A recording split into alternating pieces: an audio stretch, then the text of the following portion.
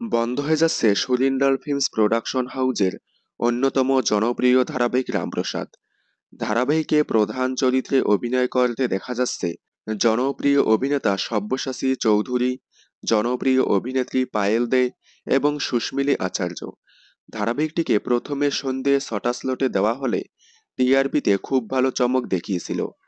তারপর তাকে রিপ্লেস করে ওই স্লটে দেওয়া হয় তোমাদের রানী। রামপ্রসাদকে দেওয়া হয় বিকেল ৫:৩০ স্লটে। সেখানেও রামপ্রসাদ টিআরপিতে দুর্দান্ত চমক দেখাচ্ছে।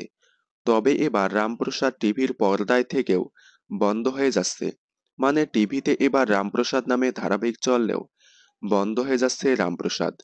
বিভিন্ন সূত্রে খবর, এখন থেকে রামপ্রসাদ ধারাবাহিকের মেইন কেন্দ্রবিন্দু হলো রানী ভবানী।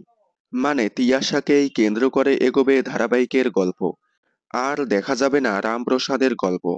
যার কারণে স্টার জলসা টিভিতে প্রোমো দিয়ে বলতেছে আসছে রানী ভবানী, সোম থেকে রবি প্রতিদিন বিকেল ৫:৩০টায়। এজন্যই রামপ্রসাদের গল্প বন্ধ করে এখন থেকে দেখা যাবে রানী ভবানীর গল্প। তাহলে বন্ধ হয়ে যাচ্ছে রামপ্রসাদ। আপনারা কারা কারা রামপ্রসাদ ধারাবাহিকটি দেখেন কমেন্টে জানাবেন। বিনোদন জগতের সকল আপডেট সবার আগে পেতে চ্যানেলটি সাবস্ক্রাইব করে পাশে থাকা বেল আইকনে ক্লিক করে রাখুন। ধন্যবাদ।